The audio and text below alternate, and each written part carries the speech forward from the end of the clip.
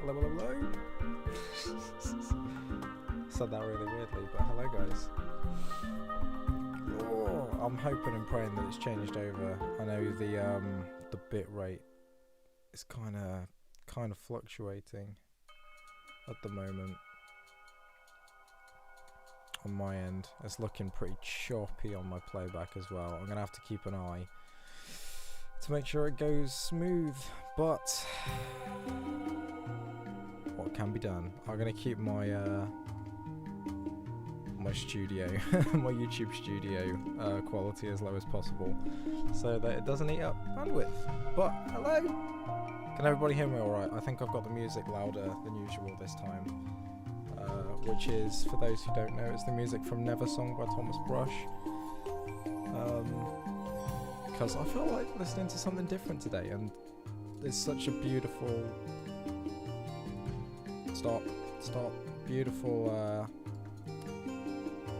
beautiful soundtrack. Don't you dare. There we go. So yeah, at any point if the stream slows down or cuts out, let me know. If at any point the volume is not good, let me know, and yeah, we'll make some adjustments and hopefully get things to work. Hopefully we don't end up with a situation like we did when I was doing the 1 minute challenge, that 1 hour challenge, and we have to ditch the stream entirely. But today we are going to do some scoreboard things, I think. Volume's a little too loud. Okay, let me fix that real quick. It's just boop. If I stick it like there, it should be okay. Maybe there. I'm watching you. Bitrate.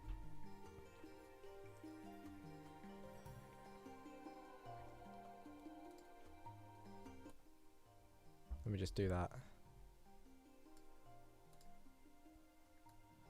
How's that? Is that better? Turn myself up a bit as well. Is that good?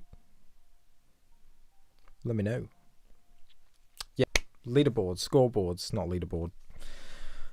So, I mean, I'll show you guys the game now, even though you've probably seen it in, Brilliant. Let's fix that.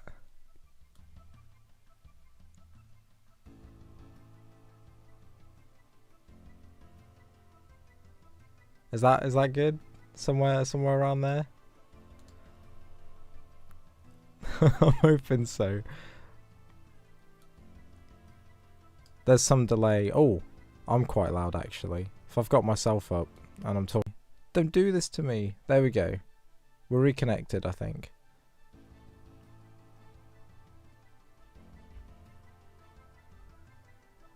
I think we're good. I think we're good. I think we're good. Cool. Hey, Frozen Well. We're doing good, man. Doing good. Just getting started. Doing some leaderboard stuff today. Not leaderboards, scoreboards. I was about to show the game so far with sound. Sound might be loud. I apologise if it is. But I'm going to play with my PlayStation controller because PlayStation controllers are fun. Just give it a sec.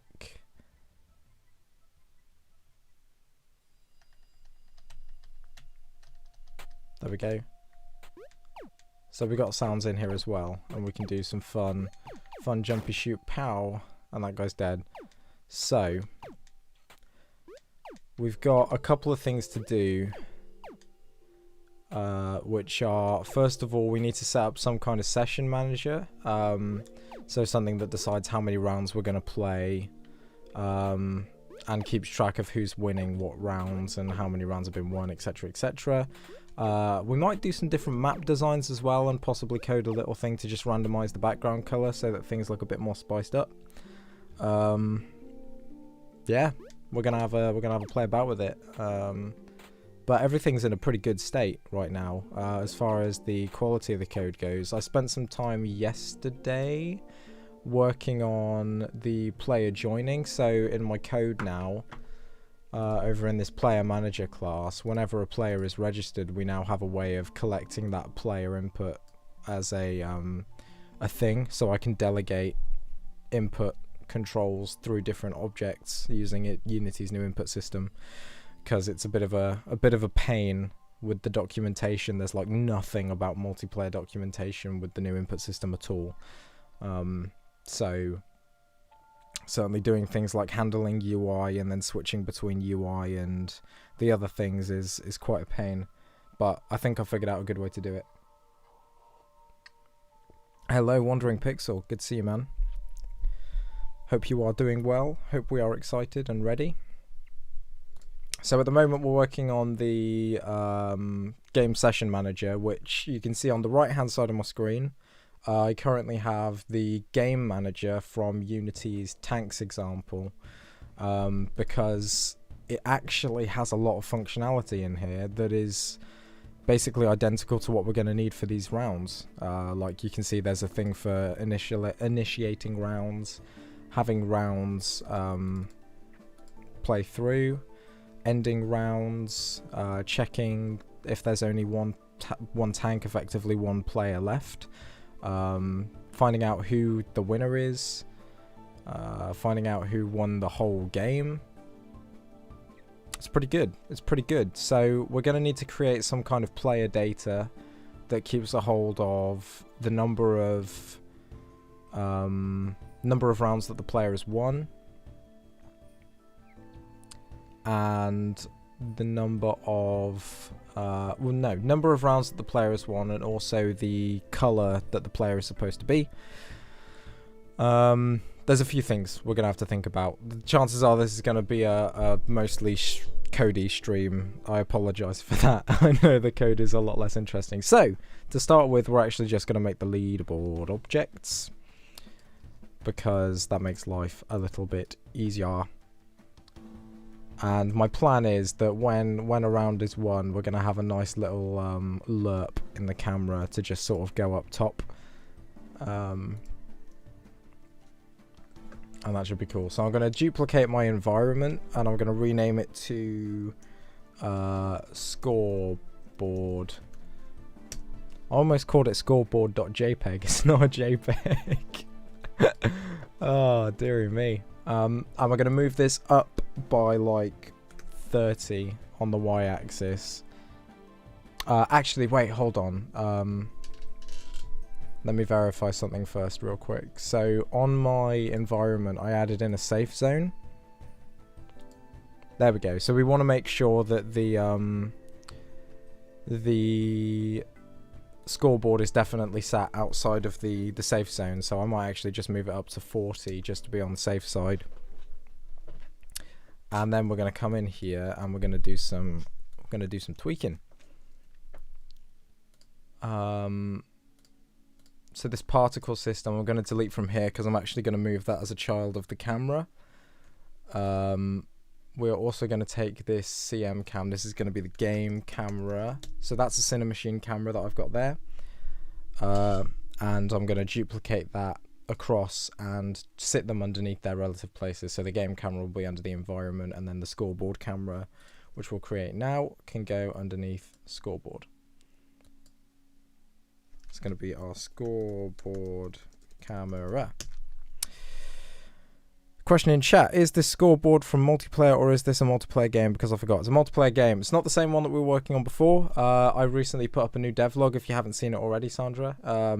It's basically explaining Echo is just getting too big, and with my workload at university and in my day job picking up at the moment, I just won't be able to get it done in any measure of time that's even reasonable. So it's important to stress that I'm not ditching it completely. It's not a dead game. I will be going back to it. I just need to do something that's a little smaller scale, a little lower in scope, so that I can actually get something out. Because one of my biggest problems that I have as a developer at the moment is that I really struggle to release things, and I need to stop being in the habit of starting new projects and not releasing them. So we're keeping this really small. I've got the Steam page in progress right now. I'm going to send it out for a review tomorrow, and yeah, that's exciting. So hopefully by the end of the week / end of next week, it'll be in a position where you guys can start wishlisting this game on Steam if you want to. It would really help me out if you did. But yeah, that's really exciting stuff. So this is going to be the focus that we have for the foreseeable future. Will this be LAN for now? Yes, it will be LAN only for the time being. I do plan on introducing online at some point, but again, in spirits of keeping the scope as low as possible, my main focus is just couch multiplayer at the moment. I kind of envisage this as being a game like I think about when I'm round at my friend's house, Adam with Alan, or who are the two mods in the Discord server, and they great friends of mine, and we often have game nights where we play like party games like this, like Ultimate Chicken Horse as well is one of the latest that we played. Mount Your Friends, because that's a classic banger. So I'm aiming for that kind of local multiplayer fun thing that makes almost more sense as a party game on like Switch or something, even though chances are it probably won't be ported to Switch, at least not anytime soon, if I do get there, which would be nice. But yeah, it's that kind of game. I feel your pain. Thanks, Frozen Well. Yeah, it's all too common. So, I want to first of all make sure that I've got the transitions good for things. Okay, so I'm gonna just explain in my head, because it's like, if you guys do ever do any programming in a company or whatever, you might hear of the term rubber ducking, which is basically the concept of, you imagine you have a rubber duck and you're explaining how something works to the rubber duck because it makes you understand how it works better. So I'm gonna rubber duck with you guys real quick while I'm explaining how this leaderboard is gonna work while I'm making it, which is going to be interesting. So, the idea is every player is going to get, obviously, a point, and then we're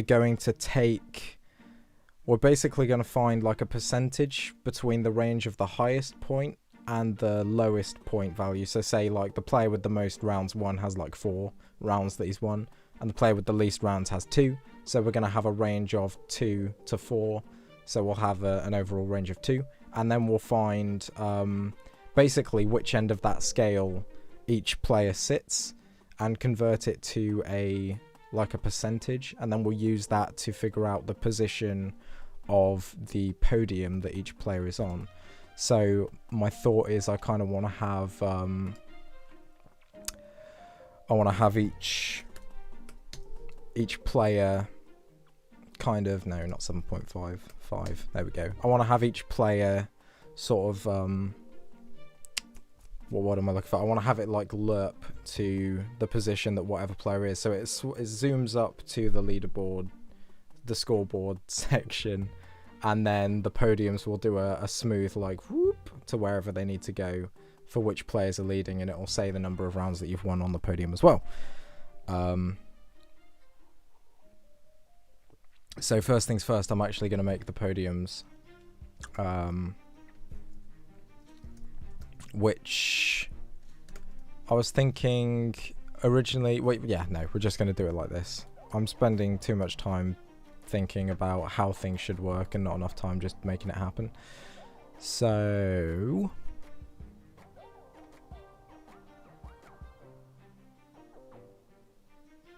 I'm going to create an empty object, and this is going to be called podium. And the reason I'm creating this is because I want to be able to use scale. So we are going to... Do I want to use scale? Yeah, I think I do. Yeah, I do. We're going to take the podium, we're going to move it just down here to the edge of the screen.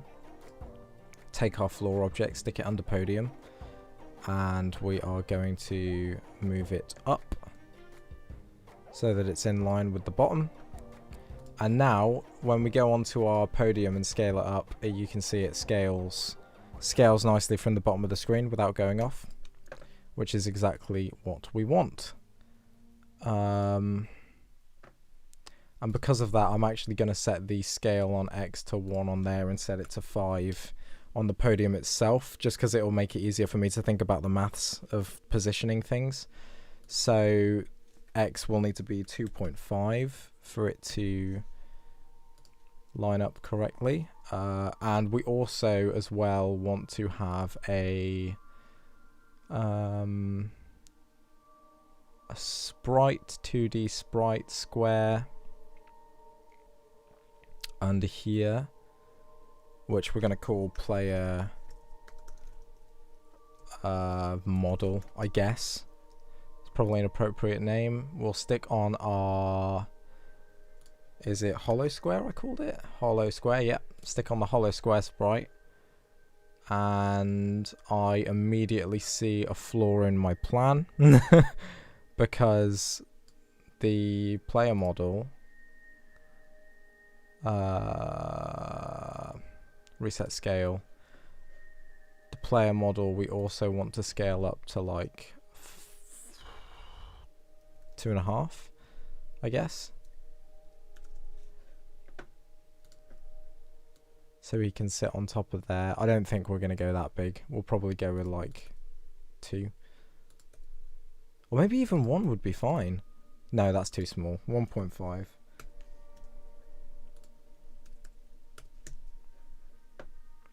So we want our player to sit nicely on the top of here, which I think I can work with this. Okay, let me do some testing real quick. So we're gonna just disable everything that's going on down there, and we'll disable the game camera as well. I'm gonna take my player model and I'm going to put a rigid body on here. Rigid body 2D, and we're also going to put on a box collider 2D so that he collides. And then on our floor, this should have a box collider 2D on it already, which is good. It does. Player model, we'll just bring that up a little bit, and I'm just going to test to see if scaling this works nicely with the collision. So when we go onto our podium and scale it up, is it gonna... Yeah, I mean, it's a bit janky, but it'll do for like prototyping purposes. Cool. So one thing I've thought of as well is on this scoreboard camera, we don't want to have the camera function script because we don't need it, and as such we also don't want to have this this noise plugin. So I'm going to set that to none so that our camera doesn't jiggle all about the place. I think there's probably a way that I can make the collision detection not janky by having it continuous. Only one way to find out. Nope, it's still janky. That's fine. Whoa! Okay. We're going to have to be careful. We're going to have to be careful with this. Unless... there's a plan. So we can have... if we have all of the podiums start about halfway up and then we can have them shrink. Yeah, that sounds good. So we'll scale it up to 2 and stick the player on top like so. Cool. And then of course we're gonna duplicate this one, and this is now going to be position extra 5 on top of 2.5, 7.5. My mental maths is not the strongest. Duplicate again. This is going to be negative 2.5. And now I'm looking at it, I'm thinking they're too thick. What do you guys think?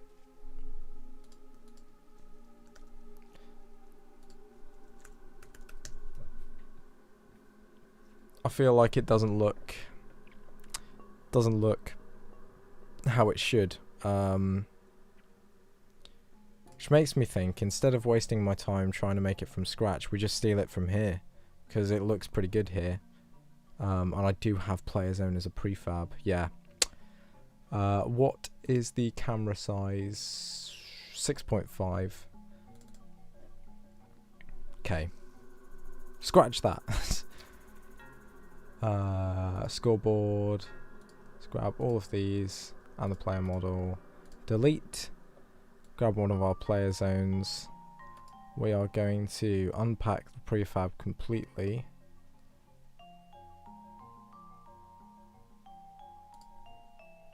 Cool. We are going to remove the light from the background that I used for doing the colouring because we don't need it. We're going to remove all of these things. So we can remove the background as well. Yeah, cool. And then we're going to take our scoreboard camera, set the orthographic size to 6.5. And then I just need to remember that is the correct position. And it's 3, so we duplicate 1, 2, 3. So we are going to be negative 1.5. Oops, changed the wrong thing. Negative 1.5, positive 1.5, and positive 4.5 for all of the things here. Yeah, that's fine. I was just having a thought that obviously in the situation where we have only 2 players, it would be ideal to have it be the case that there's only 2 podiums, and it probably scales dynamically, but we'll figure that out later. Right, what am I doing?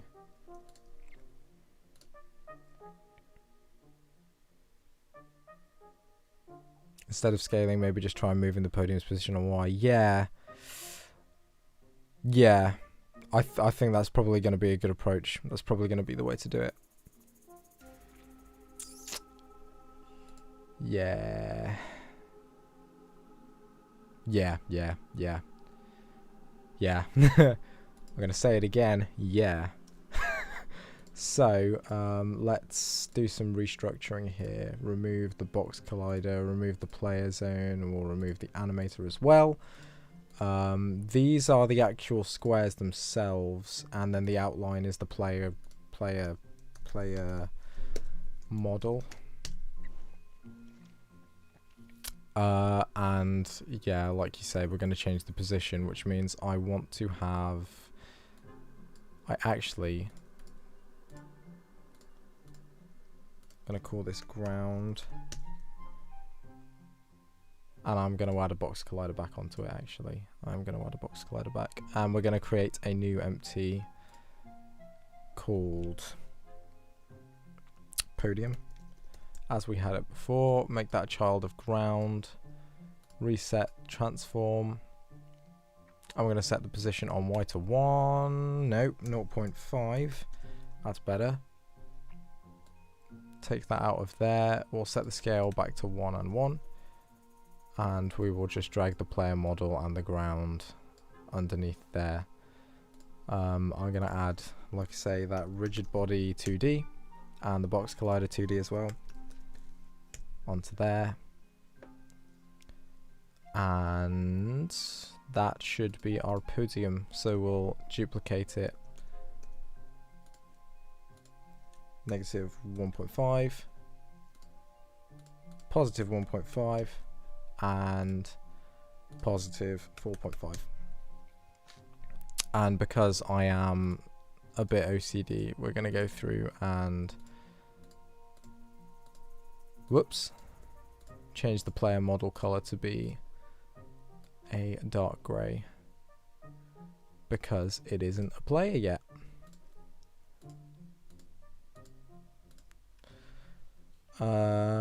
Yeah, that's cool. So now I want to remember how the Cinemachine brain is in out. Yeah, that's fine.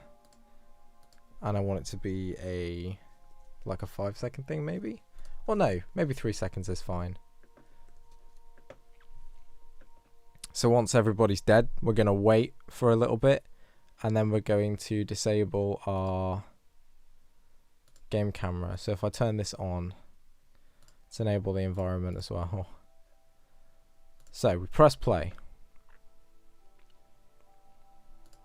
We imagine everybody's now dead. I need to first of all, actually, there we go. So we can picture how this is going. Yo, Sam. It's going good. How are you? We're working on scoreboards for the standard game mode of this game, which I think is going to be named Square Off. At least that's what I'm going to go with for the time being. My brain has hit a blank. I want the particle system to be a child of the main camera. Why has my particle system disappeared now? Oh, it's because it's scaled all weirdly. There we go.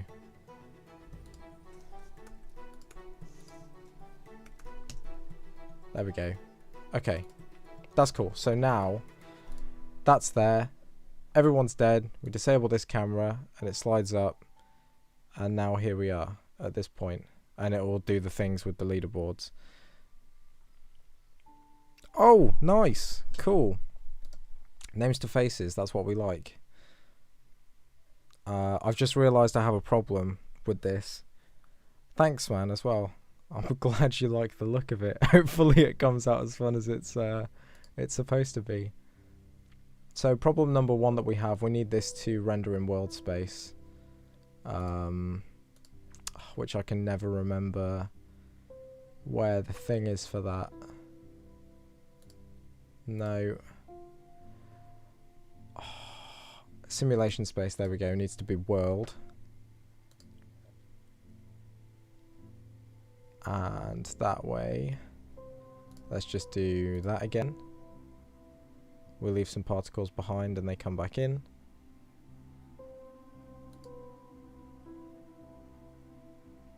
They kind of follow the camera. That's nice. I think I'm actually gonna probably change down the transition time as well, maybe to like 1.5.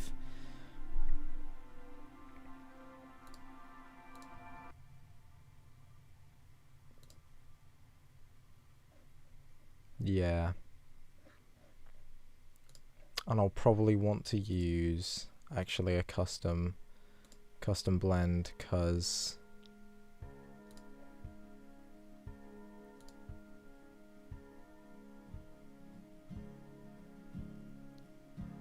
I want it to kind of be something like this, but more dramatic.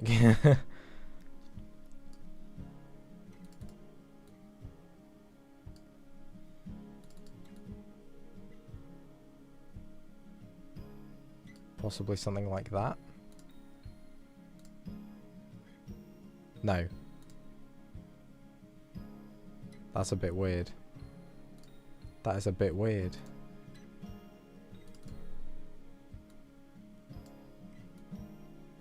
Still want it to cross in the middle, and I want it to be just like slow up at this point and slow down at this point.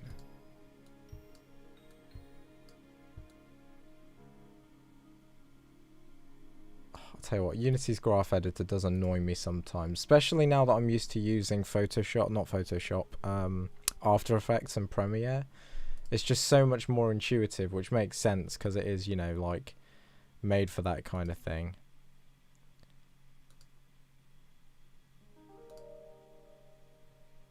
I think that's okay. It'll do for the time being, at least.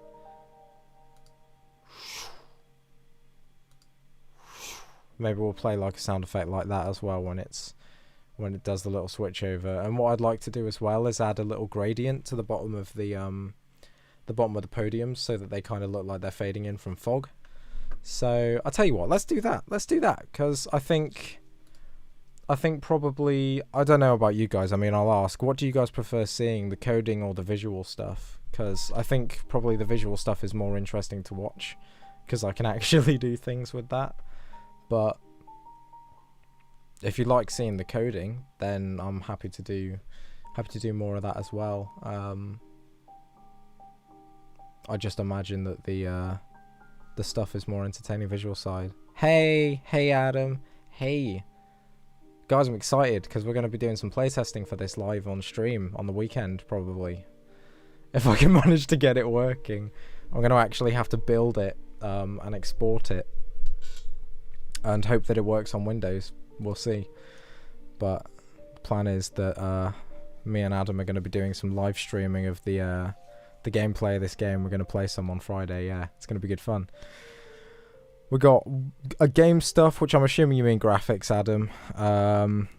Frozen Well loves coding. Wandering Pixel loves both. Joseph's not got much preference, so it sounds like we're going to be sticking with an equal balance. either way, it's going to annoy me if I don't have that that thing in place. Wait. Okay. Let's take a pause for a minute. That one's going under here. We are going to have it render in world space.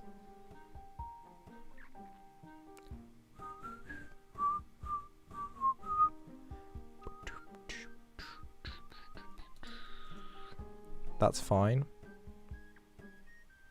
And then the main camera we want to set, that's 1.5, and our custom blend is going to be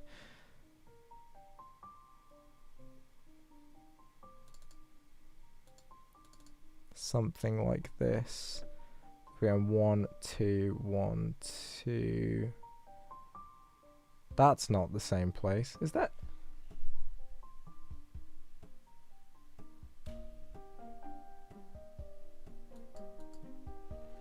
I'm just being an idiot. Being blind. I'm gonna move it across 1.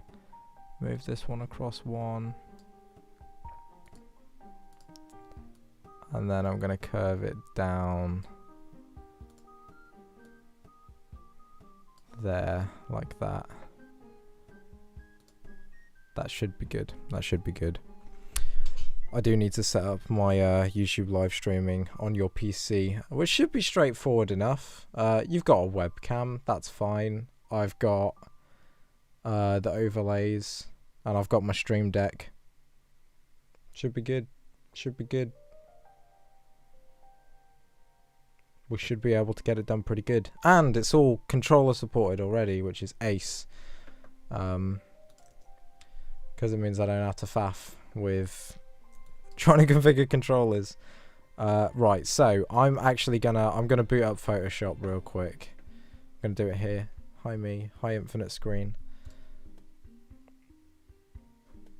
Photoshop's gonna take its sweet time to load. So while that is doing that, oh, there it is. I need to think about a good way to do this. Create new. We are going to do a 1000 by 1000 image. Background contents transparent. Create. And pretty much what we want to do is use our gradient tool. And we're going to have this color over here be white.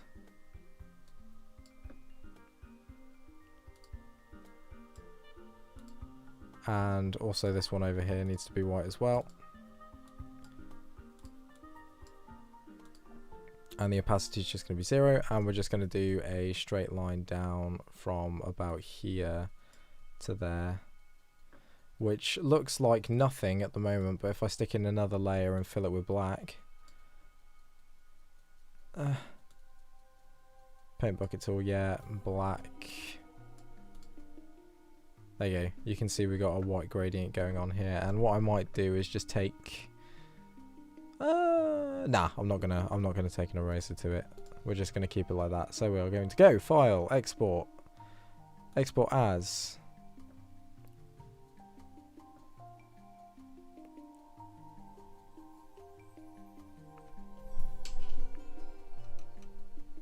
Oh, I bet, man, I bet. It's the joy of university projects and collaborative projects in general. There we go. Can I rename this here? No, I don't believe I can. I'll rename it in Unity. Gonna leave it at 1x size. Width, why is it that big? I would like you to be 1000 by 1000 pixels.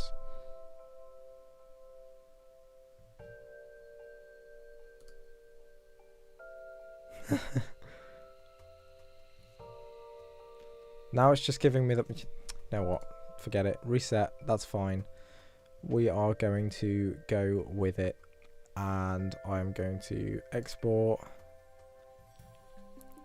and we're going to go to Sheepdog Studio Files, Game Projects, Couch Multiplayer Fun, Shoot Square Game, Assets, should have sprites. That's script sprites, and we're going to call this gradient square because everything is squares in this game.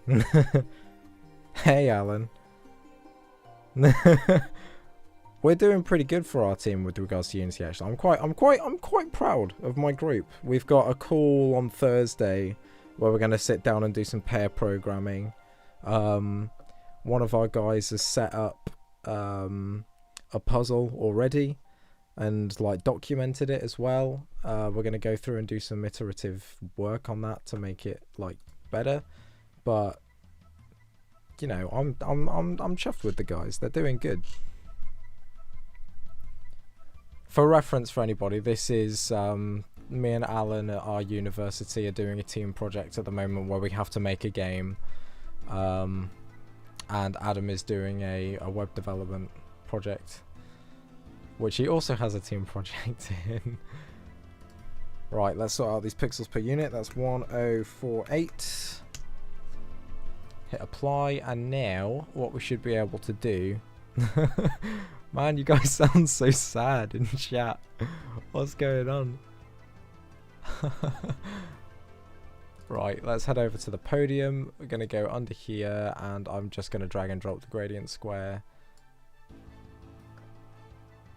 Going to hit reset. Why are you big? I literally said that pixels per unit is 2048, which is what you are. Honestly, I hate when this happens.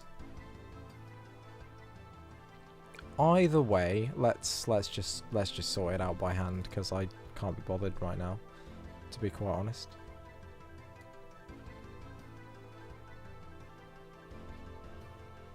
Oh, it's not dark enough either. Alright, we're gonna fix this.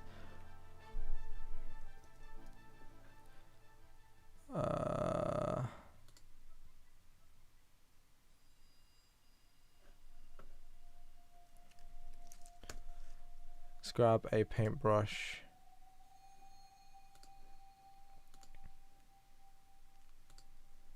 Like so. Gonna make it nice and big, and I'm just gonna... Can I... No, I don't want to use the clone tool, stupid thing. What? What's the... Brush, there we go.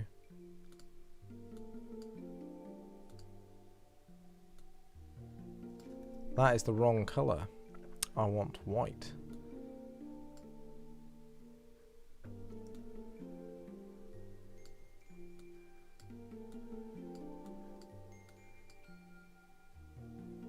Boom. Nailed it.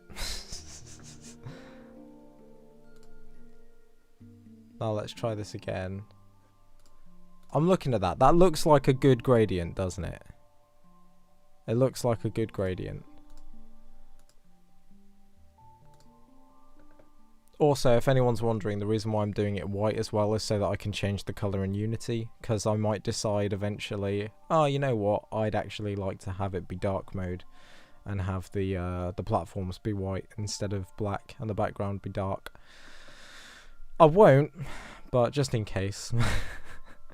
that's why we're doing it like that. We are going to replace gradient square.png. Should maintain our input settings, and we'll see what happens.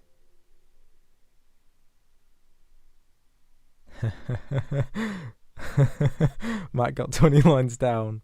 Fantastic. Friday sprint. We've got Thursday sprint end for our group. We are doing a Thursday to Thursday sprint. Sprint planning on a Thursday. It's 10 out of 10. There we go. Oh, it's kind of okay. I'm not 100% with it, but I'll fix this off stream. And I want it to be the same thickness, please. Which looks like it's going to be a really awkward number. And I'm not a fan of that. It's going to be like 6.25. 6.2. 6.2 looks about right.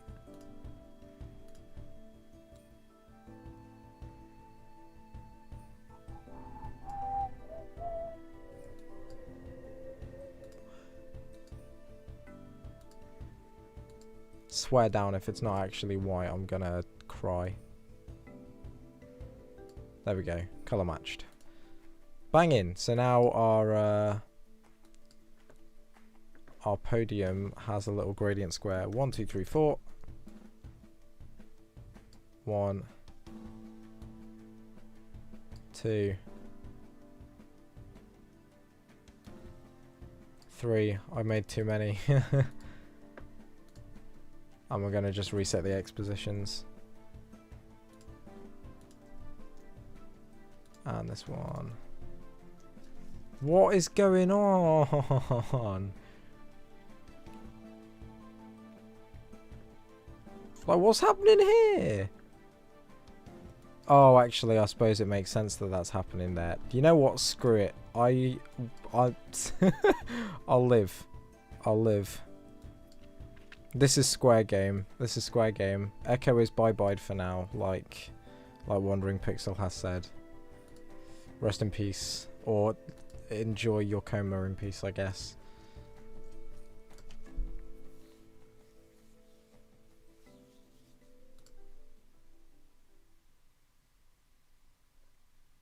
Particle systems disappeared again because I forgot to sort out the scale.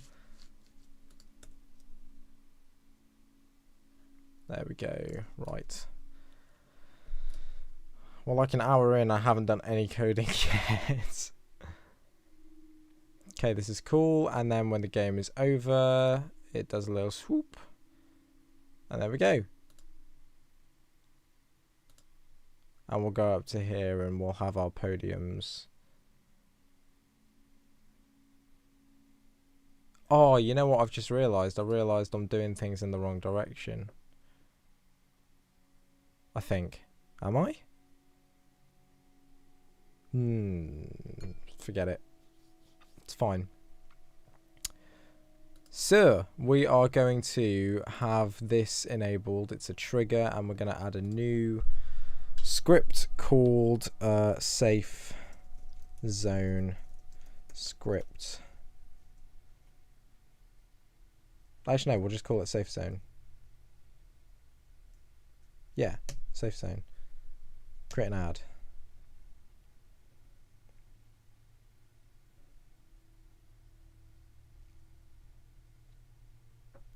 And I'm going to move it under my scripts folder because I want it to be there.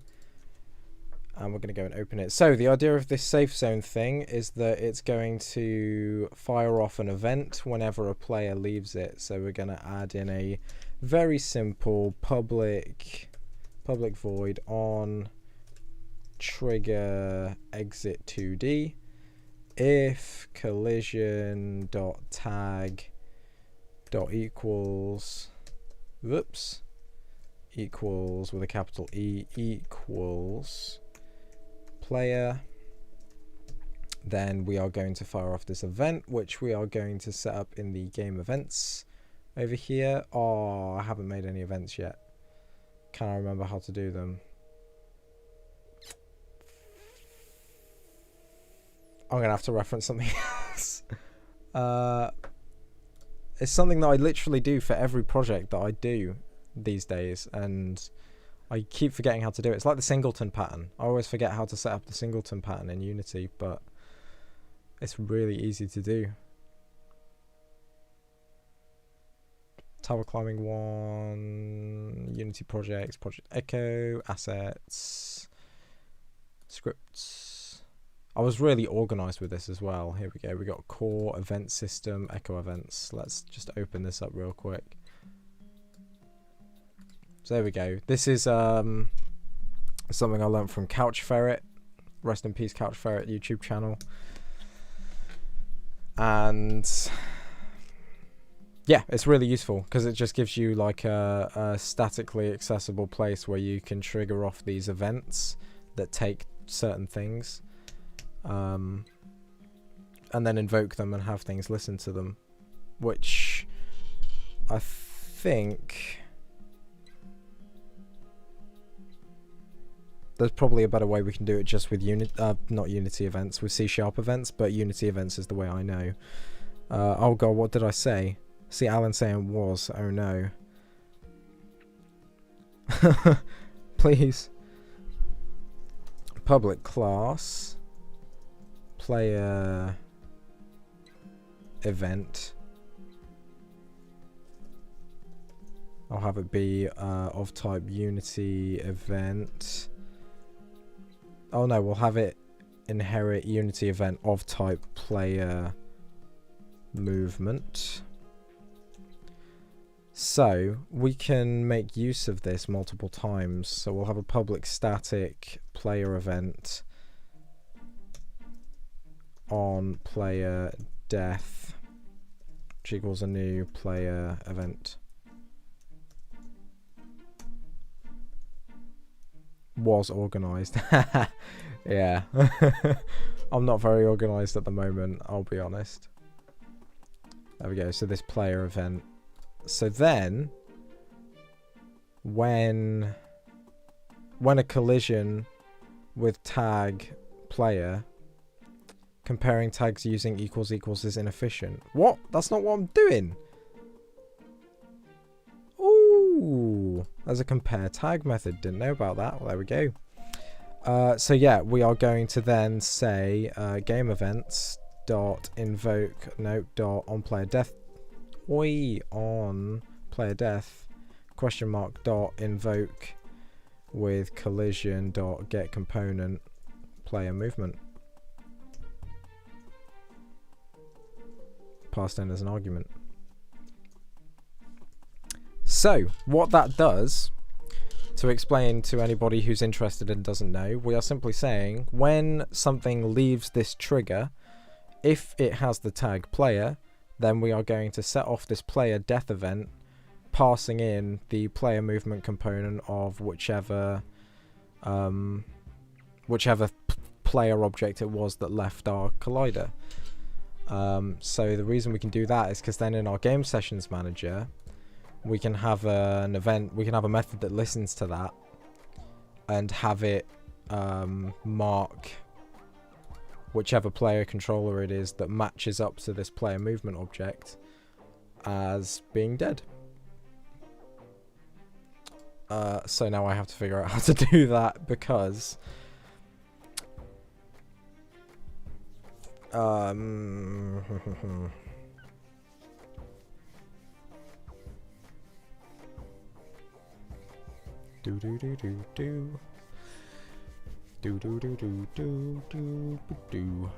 yeah, I need to figure out how to do that.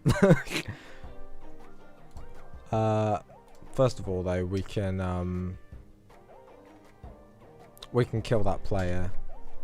So actually, tell you what, let's have a player movement player equals this. Paste that in there. And then we can invoke it with player. And then we can also say player.die, which will do some fun things. Ideally involving particle effects and fun explosions and sound effects. So under here we are going to have a public void die, which isn't going to take any parameters. Yeah, doesn't need to take any parameters. And what we'll do is we'll say play a death sound effect and instantiate a death particle, which I'm thinking can be nice and similar to Smash with like a big explosion thing coming in. Just have a sip of my cold tea. That is stone cold. Not pleasant. Do you guys ever like do that where you forget about your tea and then you drink it and it's like stone cold and it's just like ugh.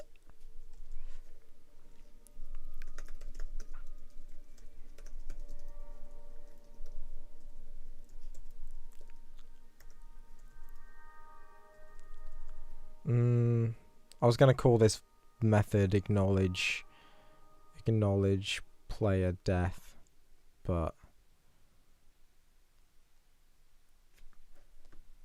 don't want to do that. Maybe something like register player death or something. Stick it in the microwave. It's a good plan. Iced tea is nice when it's like peach flavour or something like that. I'll tell you what, San Pellegrino iced tea. Peach flavoured San Pellegrino iced tea is where it's at. But, you know, cold milky black tea, nah. That's not good. That's not where it's at for me.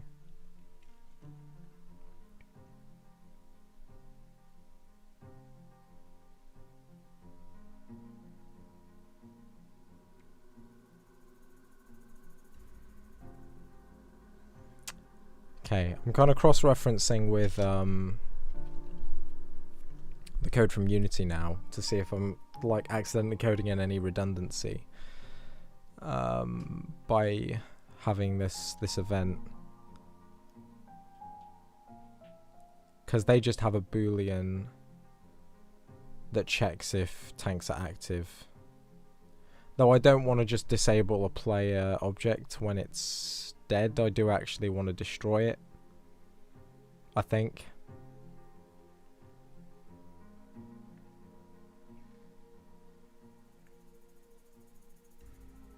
Yeah, and we can just, okay.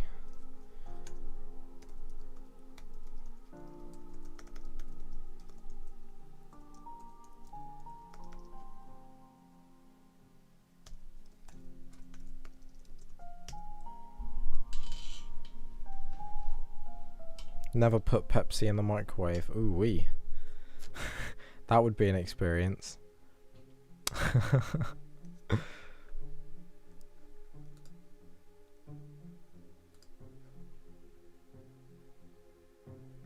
So let's have a new, yeah, here we go. Let's have a new header. It's going to be our round data. We're going to have a public int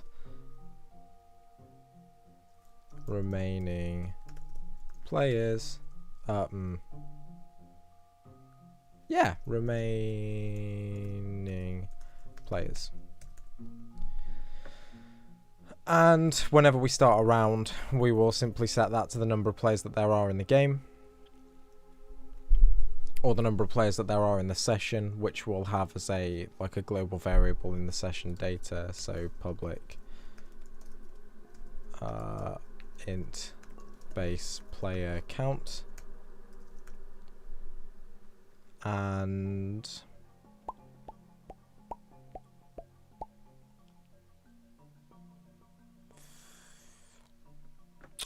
I'm thinking this isn't the best way of doing things, but I'm going to keep going with it.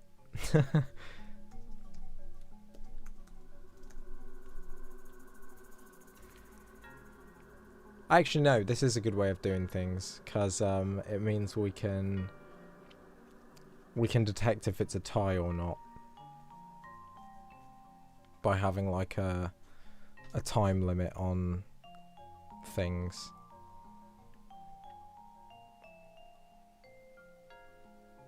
I guess.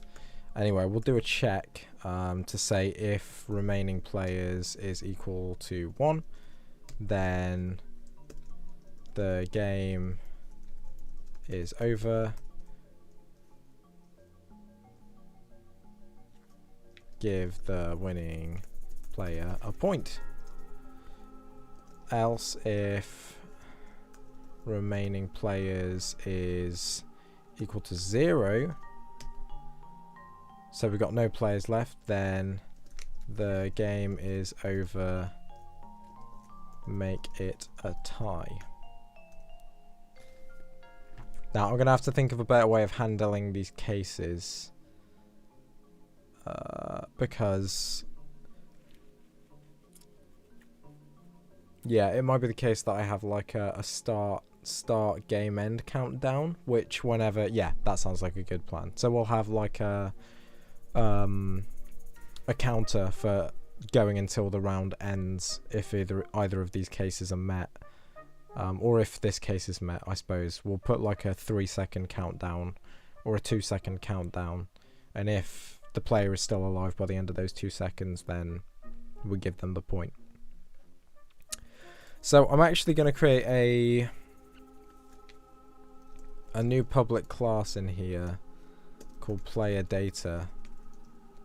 Player session data. Session player data, there we go.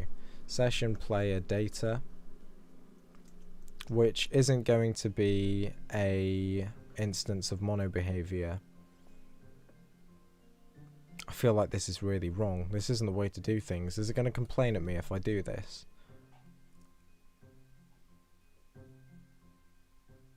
No, it's not. Okay. We can always move it to a different file later, but for now I'm going to keep it in here because it kind of all links into the game session, and we're going to have a public session player data array called players, and we will have in here our player session data is going to have obviously a private 1 round count, int 1 round count, which will be equal to 0. We'll have a private color, which is going to be our player color. What else do we need? Private bool is alive. Actually no, we'll have it be has died. I think that's probably everything we need.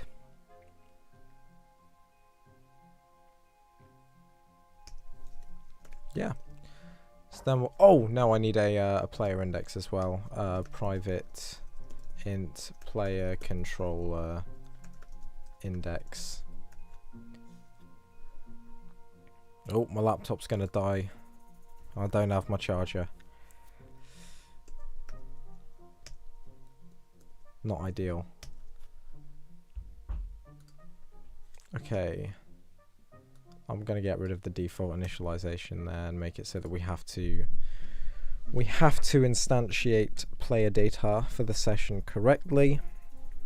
And basically what we'll do is, so over in here obviously we have our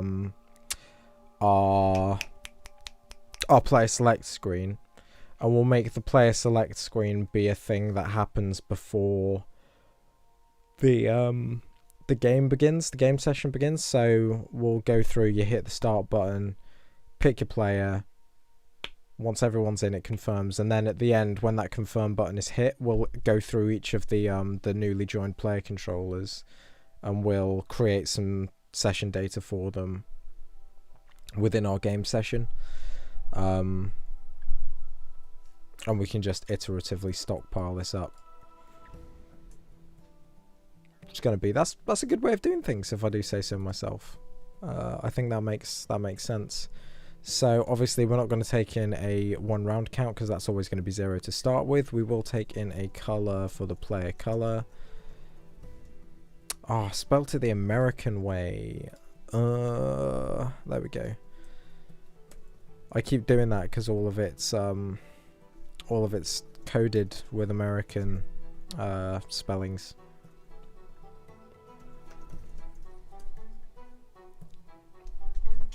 Oh.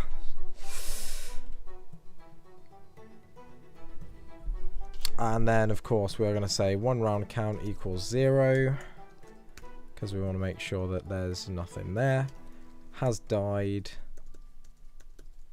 is equal to false.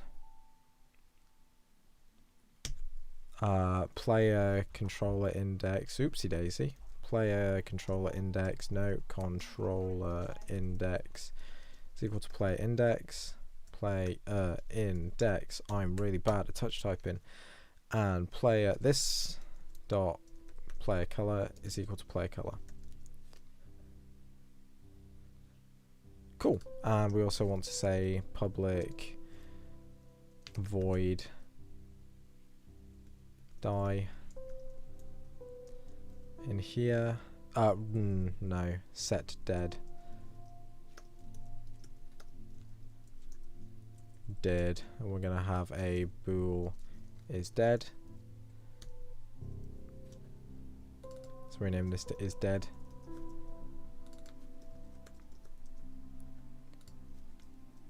This dot is dead equals is dead. Pretty simple.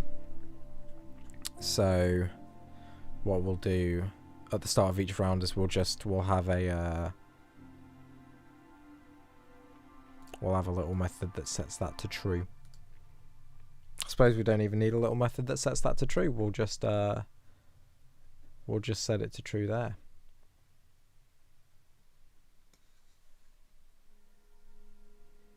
So this is giving us a player movement.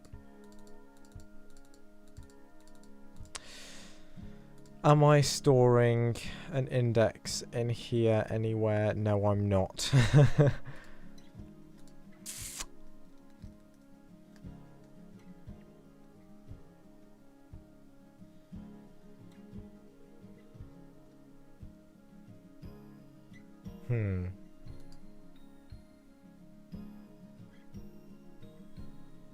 So I need to come up with a way of making it so that from this player movement I can get the index of the player and then have it. I can do that.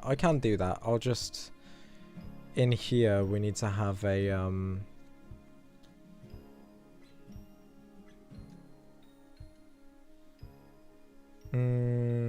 yeah.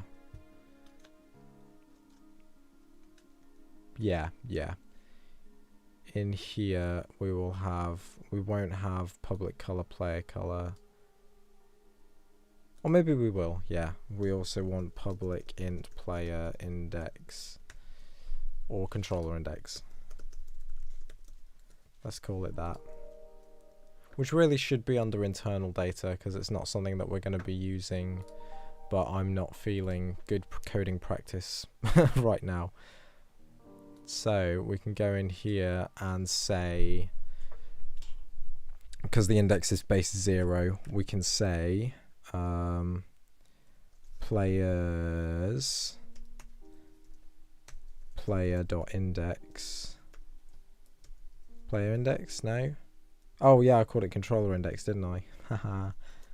Playing myself. Controller index dot set dead. True.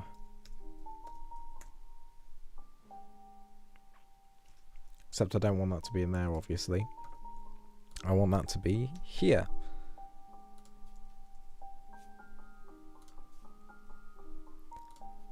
And then we can end the game. So we'll call an end game method, which will be this get round winner.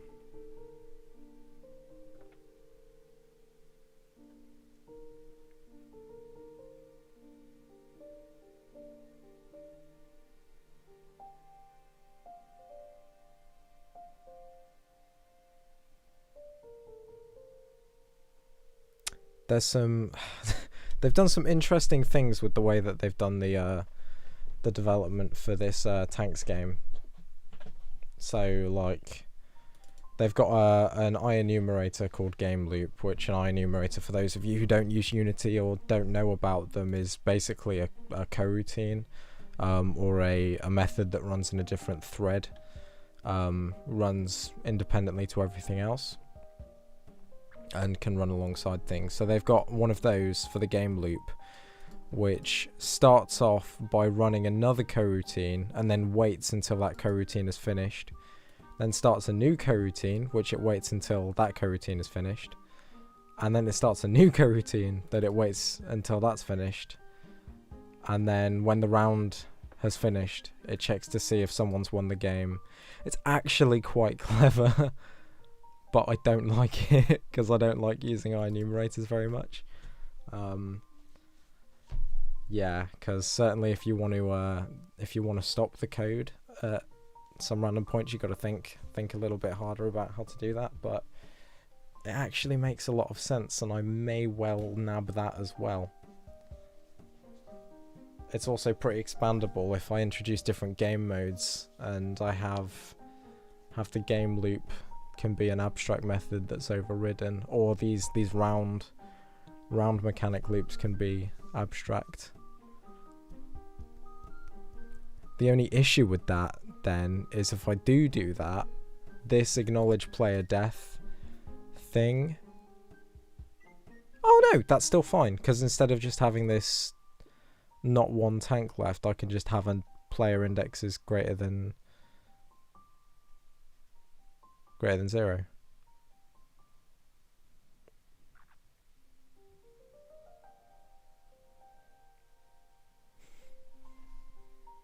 Yeah, that makes a lot of sense actually. And then okay, that's perfect. We are going to steal that. We are 100% going to steal that.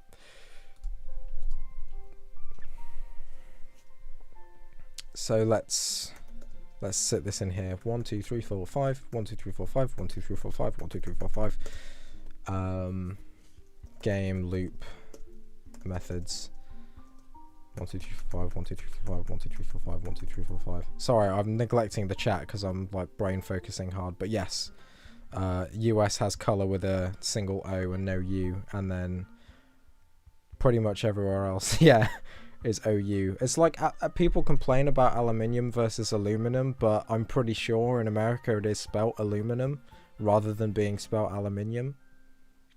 So it's like, you know, it makes sense that you'd say it as aluminum because that's how it's spelt. But everyone like elsewhere in the world is like, no, it's aluminium. It's just like, nah, who cares? Enumerator game loop. We are literally gonna, you know what, I'm gonna have this be session loop.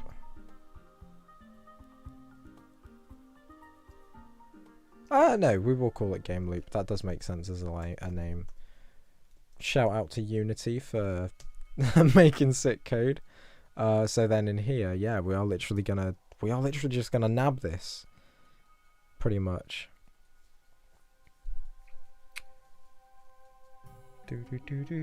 I suppose the only problem comes in when I want to load in new scenes.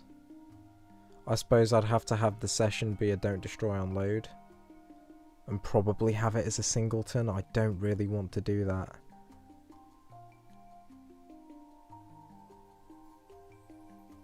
Because singletons can get messy when you start having a lot of them, especially if they interplay between each other. Like a game manager singleton that communicates with a game session singleton. I suppose it might be okay. I don't want it to be a singleton.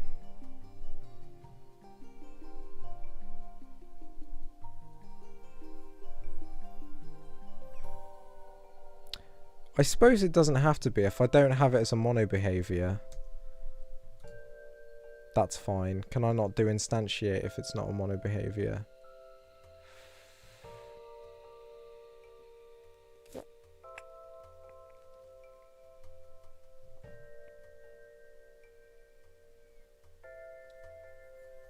Because I don't want to have to instantiate this is the problem.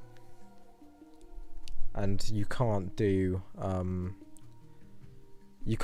like game session manager equals new game session manager with mono behaviors. You have to use instantiate.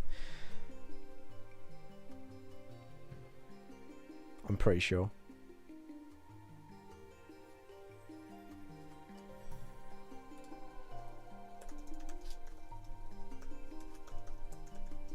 Nope, new player movement.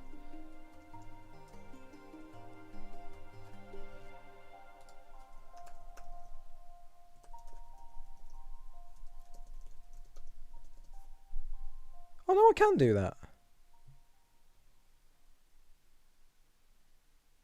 That shouldn't be. It can be, but it shouldn't be.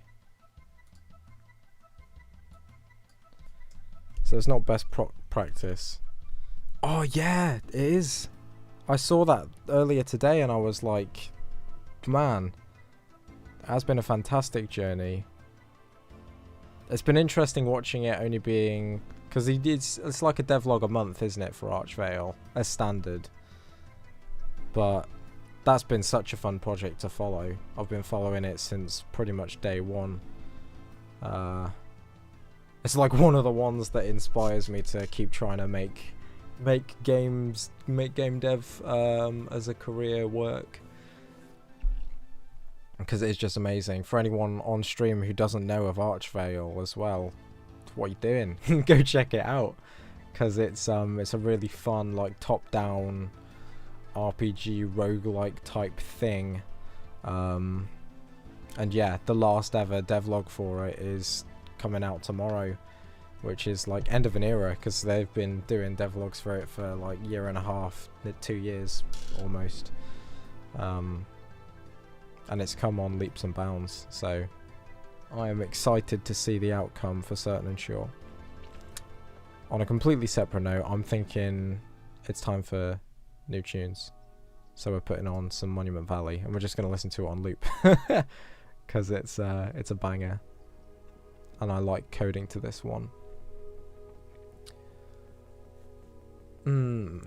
So yeah, I need to figure out this problem that I've got with the session manager.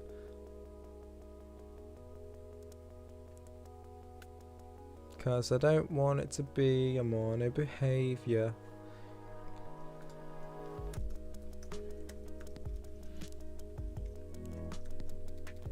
Ha! That works. Name can be simplified.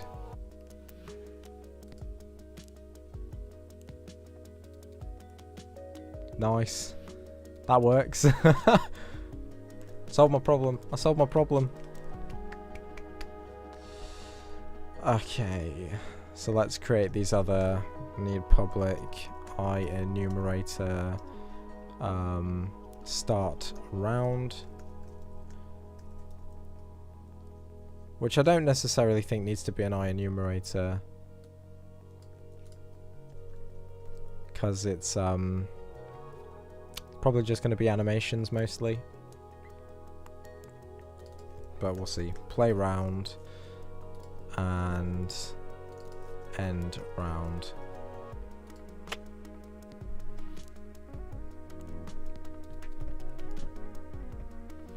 Yeah.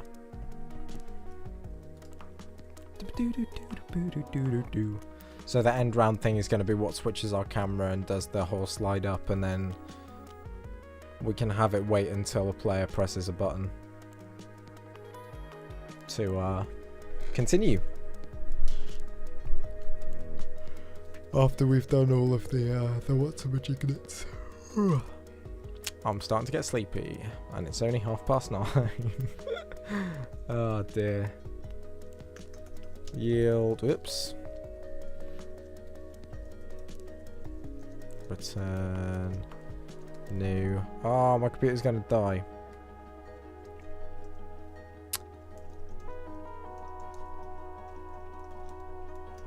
Start a coroutine. Oh, I don't know why I typed new. It's because I'm used to typing yield return new, wait for seconds. Start round. Why is that a problem? Start coroutine doesn't exist because it's not a mono behavior. Oh. Can I do object? Dot start coroutine. No, I can't. Can I do mono behavior? Dot start coroutine. No, I can't.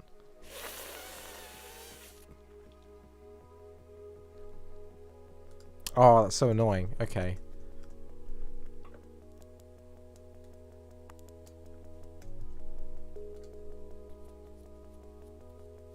Okay, so I haven't figured out my problem. I do need to use coroutines to make this work. Give me a sec.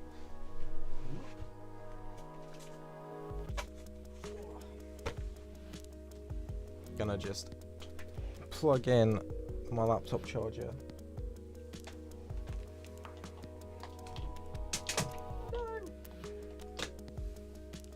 Knock my Rubik's Cube off the table. That hit me in the foot. There we go.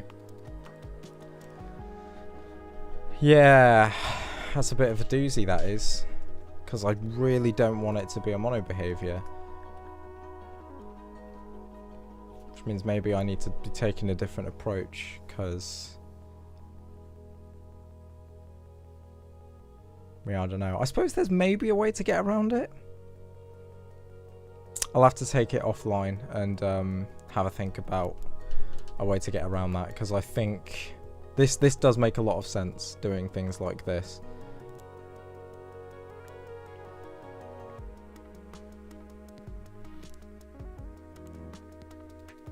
At least I think it does. Oh, I'm doubting myself now. Now, we're going to stick with it. We're going to stick with it. So at the start of the round, we're going to spawn our players.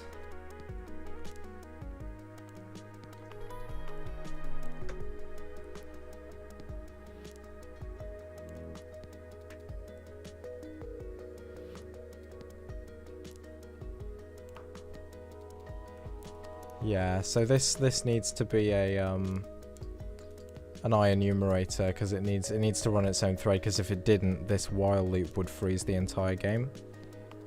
It's got to run in an isolated thread so it doesn't mess with everything else. If I just had it as a normal method, a normal private void round playing, the game would crash, because this one tank left would never be met in that thread.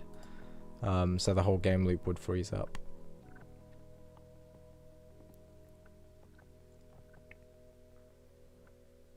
And I don't really want to do the thread handling manually.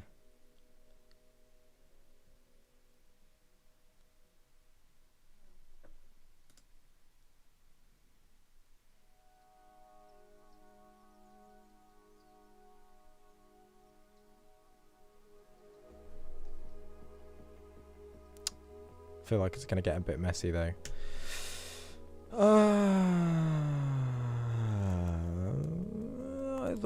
Either way, we can work with it. Yield, return null. Let's just do that.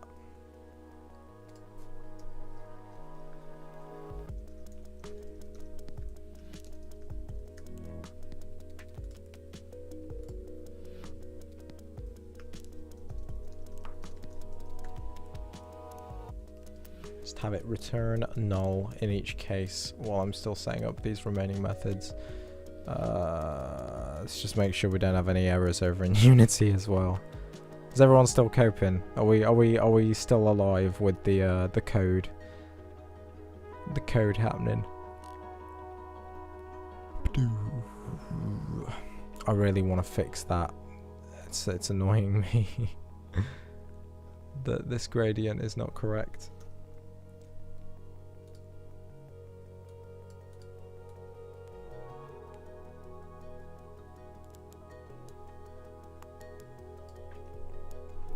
Hello Webhead, nice to see you, man. How's it going?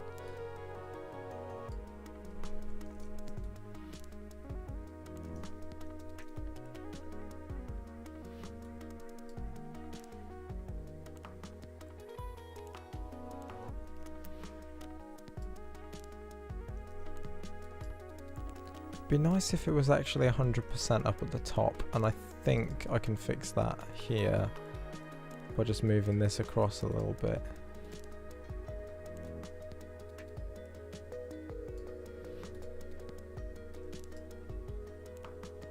Nope.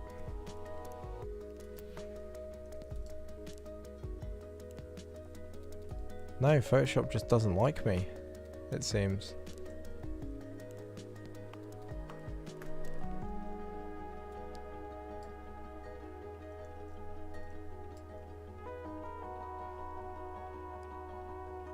So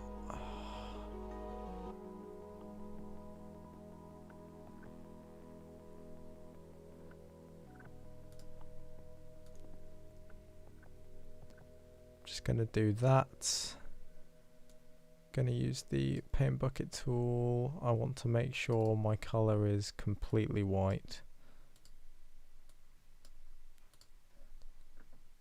And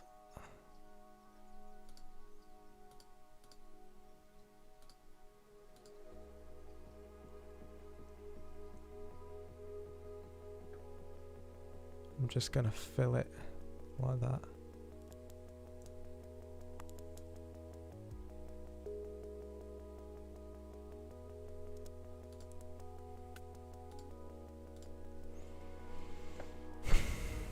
think that should be okay.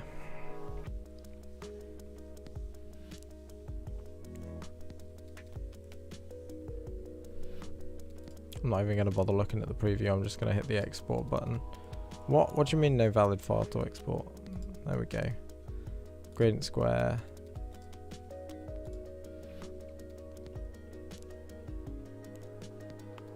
So it should be nice and neat over in Unity now. Watch it not be nice and neat over in Unity now.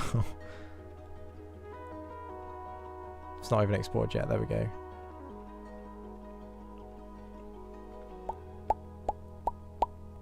Come on. Come on.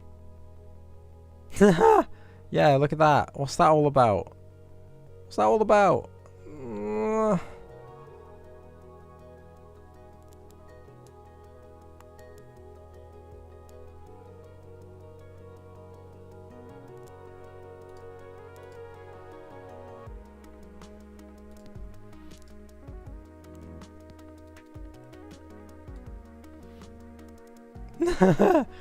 Look at that.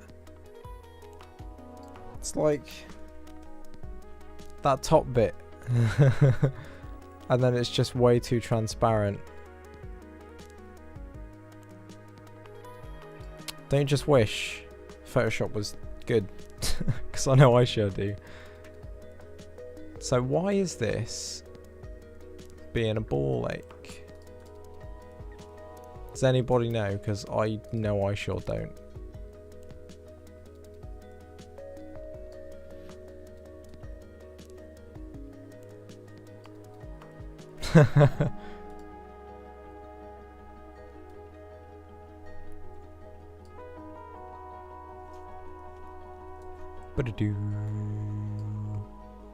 It's like it just doesn't want to. It doesn't want to be 100% opacity at the top.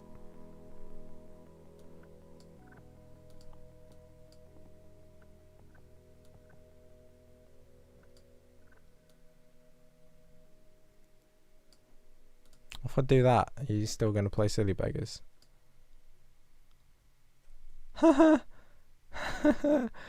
Why? Why? Just why? Oh, is it because I've not got like... Nope. Oh, it's because the opacity's set to 90%. Oh. Man. It's just my luck. It's just my luck. This is the Monument Valley 2 soundtrack, my friend. I think this one's Impossible Worlds. Yeah, Impossible Worlds from Monument Valley 2. Written by the same guy who did the music for Alto's Odyssey as well. Can never remember his name. Is Tom Baker? Todd Baker. Todd Baker. Really good composer. Like, this is the kind of music that I would make, aside from metal, if I knew where to even begin with the creating of the synths and whatnot, because it's beautiful. It's really, really well written music.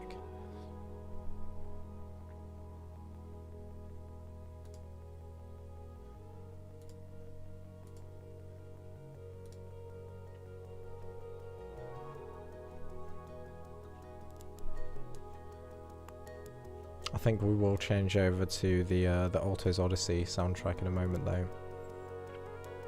Also, if there's anyone new on stream who's not joined us before, welcome. It's a pleasure to have you here. Hopefully you're enjoying what you're seeing so far. Please consider joining our Discord server if you aren't already. We've got most of the guys who are talking in chat. Actually, no, all of the guys who are talking in chat at the moment are over there, getting in on the conversations. And it would be cool to have the rest of you guys in there as well.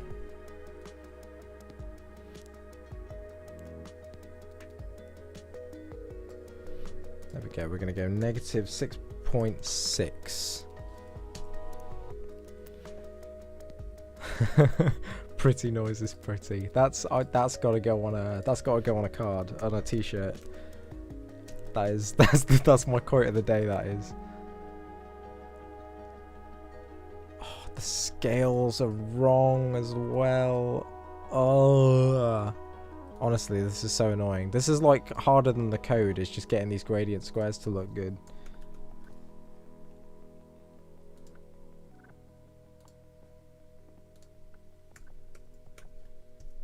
because they're all like overlapping.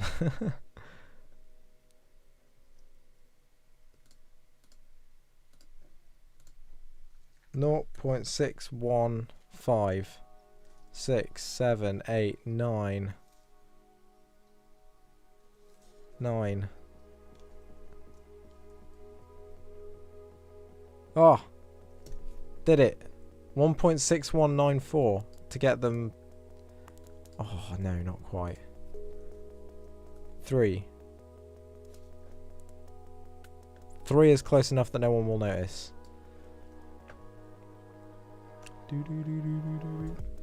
Hold on, let me just where's my Q button? Play next. There we go.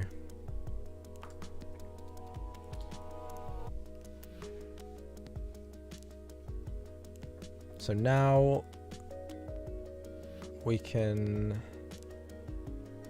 Where is it? Where is it? Where is it? Game camera, uncheck. It comes to that stop a bit hard, doesn't it?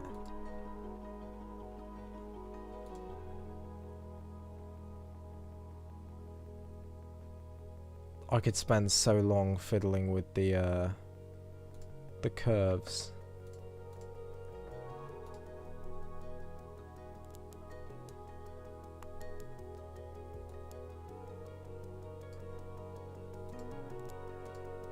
To try and get them to feel right.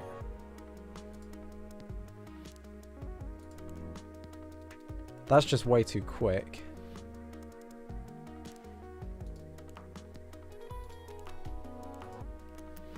And this one's just not, it's not got enough. It's not got enough haste. It's not got enough smoothing. That's what I mean. I suppose that's the ease in out.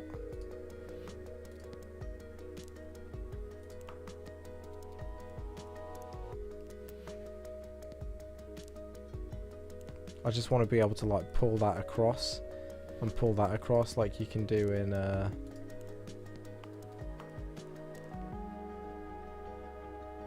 what's a Majignet?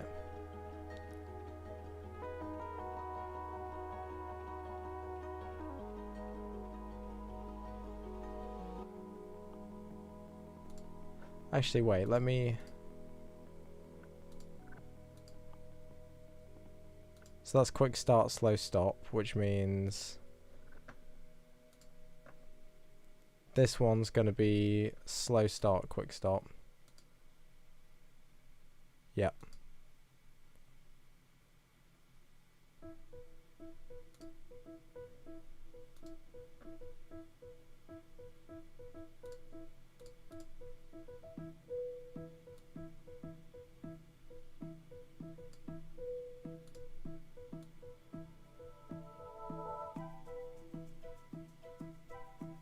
Let's take that one flat like that.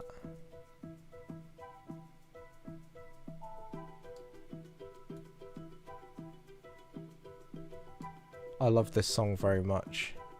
If you can hear it, this is one that I referenced quite heavily for the Undergrowth soundtrack. There we go, that's good. I am happy with that curve. And it's gonna disappear.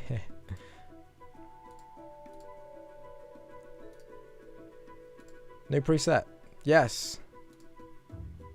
This isn't a Spotify playlist. This is just songs in my library.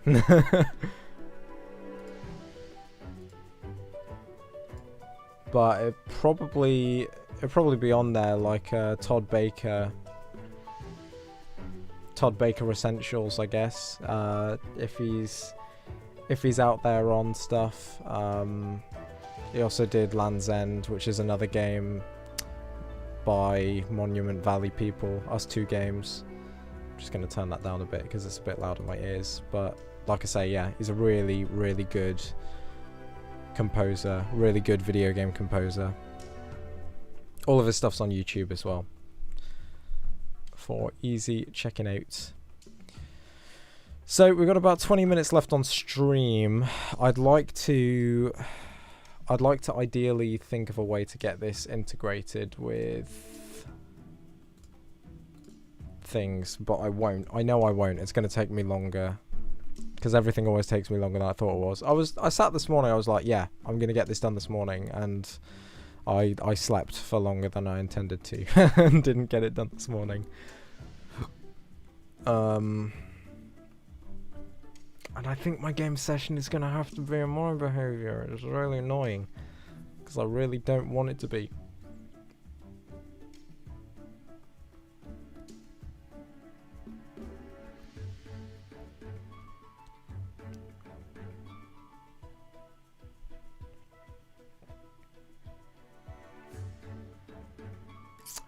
Okay, here's a thought. So if we create an empty, and we'll call this session manager. So this is going to be a prefab, and it's going to have our session manager script on it.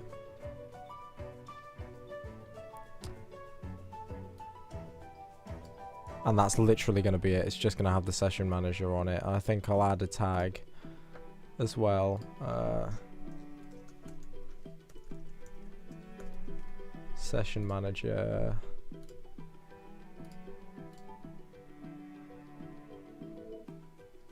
Just in case we need to find it. The player controller prefab is going to be player object. I'm pretty sure. Base player count. What was that again? I've forgotten what things are. Base player count is the amount of players that are there to start with. This can be private. In fact, both of these two can be private, or at least hidden in the inspector.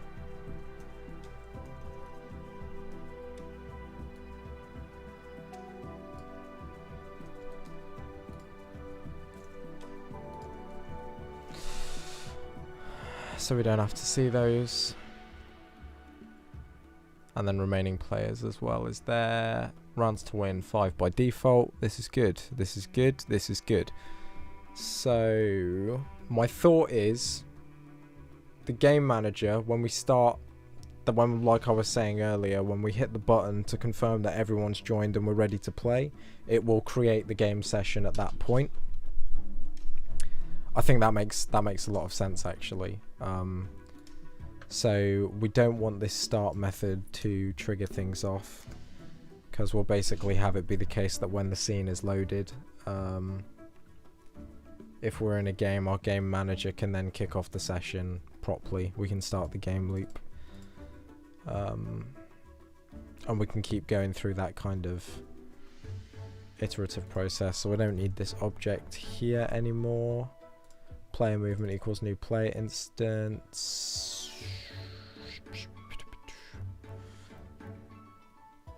And that actually is really helpful, because it means we don't need to look at the player instance, player input manager instance. We can just look at our base player count.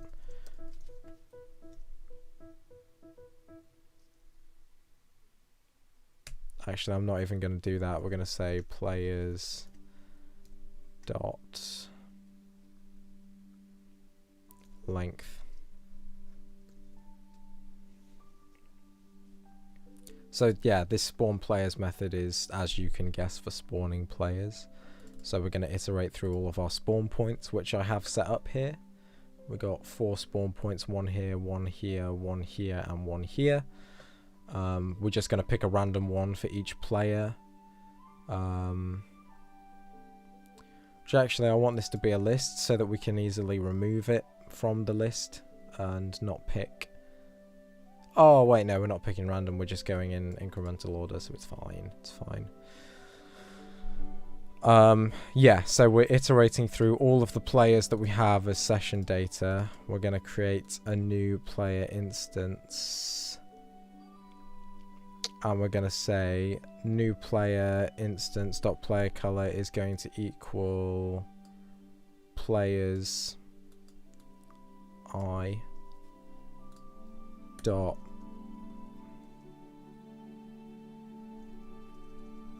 Oh, I need a way of getting the color.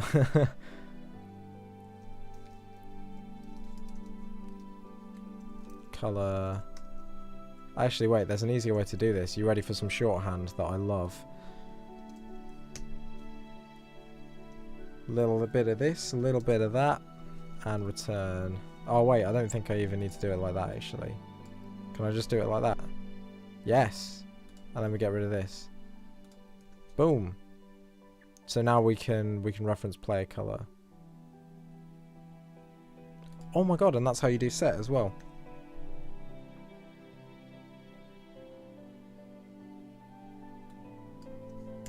As you can see though, it's not very happy me labeling it with a lowercase p. I think the idea...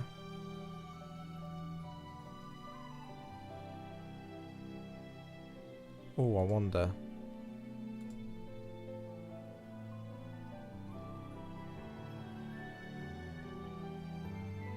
Nah, that's fine.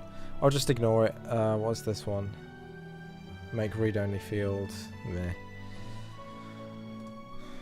So this is fine. I should be able to do player color now. Or the U. Is it going to tell me I can't do that because it's private? Yeah. Screw it. I'm making it public. I'm feeling lazy. No, I'm not. Good coding practice. Good coding practice. Public color. Color. Get player. Color. Return player color.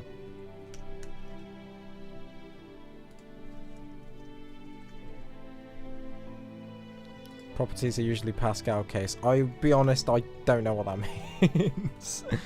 I'm not that knowledgeable of programming. As you can probably tell from how the code is pretty hit and miss in a lot of places. I like to think I try and stay as neat as possible, but yeah, I'm unsure of the syntax for that. I need to Google it more so I can understand it.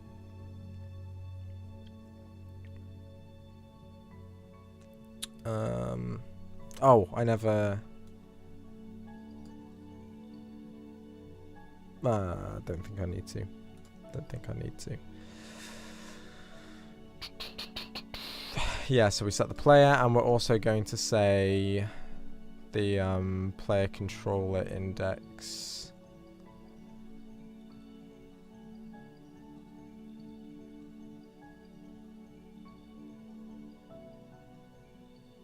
I don't need to set the player controller index. I need to set the controller index in here. So we'll do new player instance dot player controller index equals players I dot get. There we go.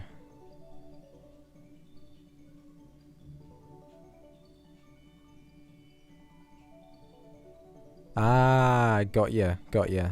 Okay, that makes sense. It's simpler than I thought it was.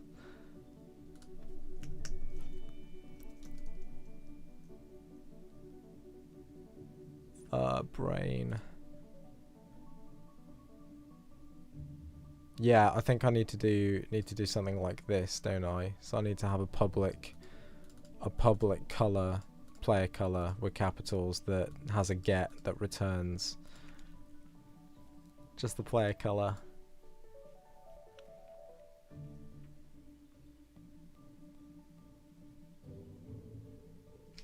What am I doing? Int, public int, get controller index. Now here's where it kind of starts feeling a bit more messy and not very nice, because I now have I'm basically like passing information down a chain to then pull it back up the chain in other places, and that's not It's not really what I want to do. Oh, look at that, we're back around to Monument Valley again.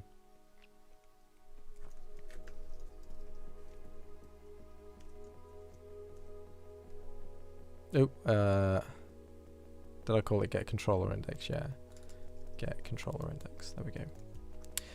So the reason I'm doing this is that then in my acknowledge player death, I want to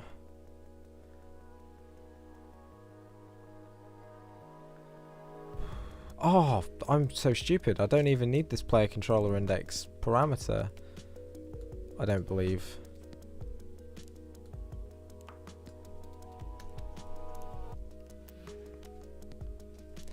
I mean, I'll keep it for the time being, but I don't need it to do this bit. Because we can just set controller index to I, because it's all base 0. And then, yeah, we just say player.controllerindex.setDead true. Oh, I don't even know why I'm overcomplicating things like that.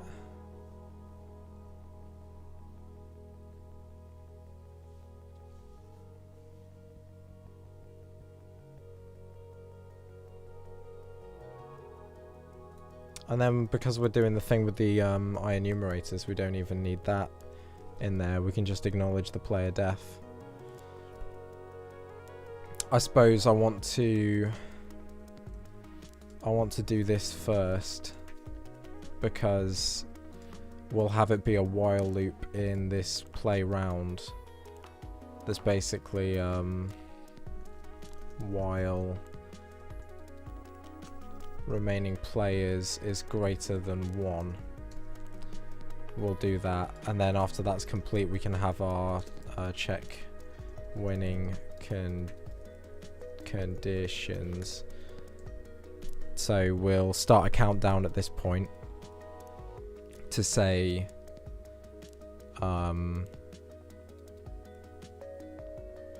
yeah, we'll start the countdown at this point to make sure that the other player is still alive within the like 1.5 seconds after the other player dies, or 2 seconds after the other player dies. And then if they are, we let them win the round. If they aren't, we say it's a draw.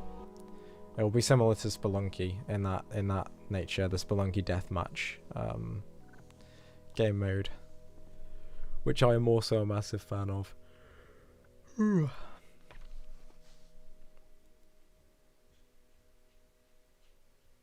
And of course, this 1 round count is going to be what we use in the end round to decide if the game's over. So we'll basically do a check here in the end round. We'll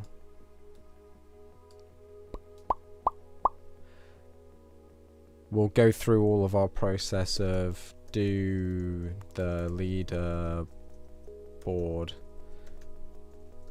stuff. And then we can do a check.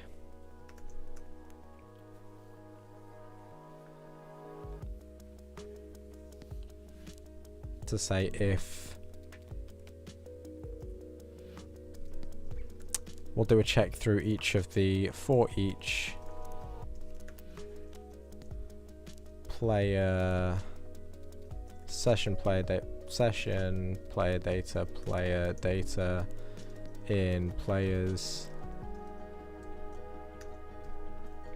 if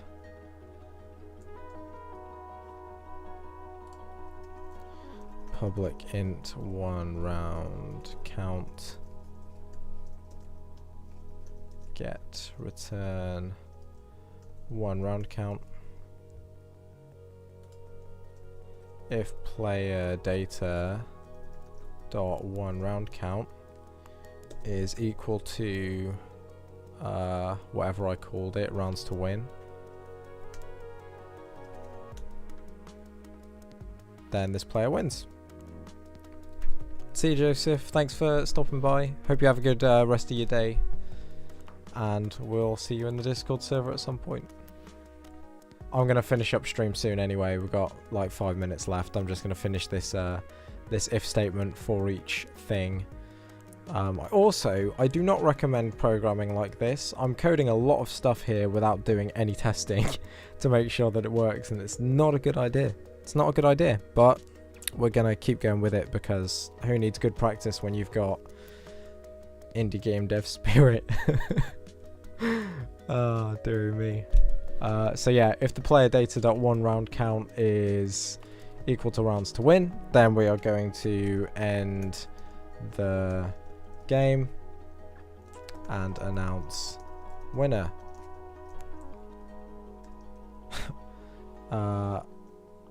Otherwise, I think we can break there as well, or actually we can return.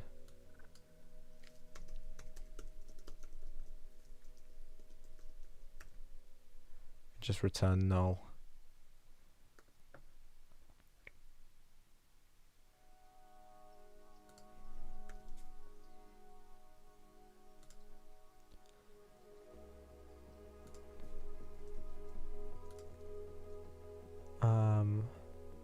So that's in that case.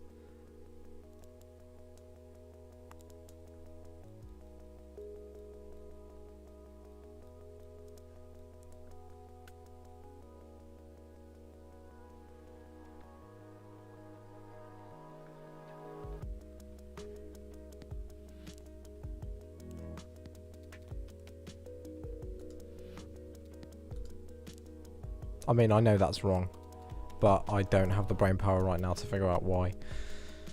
You get the idea though. That's what we're going to do. We'll check through all the players to see if the game has been won, which may make sense to move to a different method like they've done here.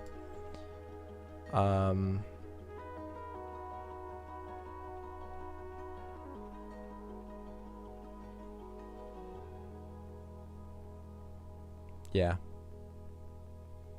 Yeah.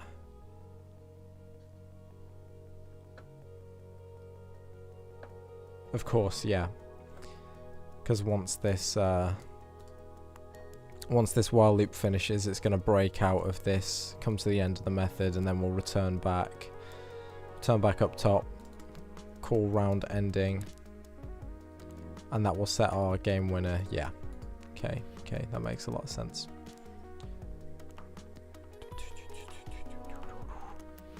Cool. So then when when we hit the end of that point, we'll simply close the session, aka delete this game object, the session game object, and we'll return to the menu screen, and we can pass back up. In fact, we don't even need to pass back up this session player data, because we can just go back to the player select screen and it'll set everything up correctly over there, because we've already got the player input manager set up. So this is good foundation work for getting this game loop closed, which will be my steps for tomorrow, I guess, will be to actually finish it off. But for the time being, I'm going to close the stream here. We've been going for just short of a couple of hours, and I'm ready to go chill. So thank you everybody for coming and joining and watching this stream. If you enjoyed, please leave a like, and consider subscribing if you're not already. If you're not already a part of the Discord server, please come and join us over there. And if you want to give us some extra support, then please consider heading over to our Patreon and supporting us over there. We've got a deal running at the moment where if you sign up before the end of April, you will be a part of every game that the studio ever creates ever, even if you cancel your membership, whether this is as a name feature or as a special character skin. That's a benefit that you'll get all the way through into the future, even if you cancel your membership. So please consider going and checking it out and signing up if you want to give us a bit of extra support. But yeah, that's everything, guys. Hopefully you enjoyed, and I will see you on Sunday for the next devlog. Cheers, guys.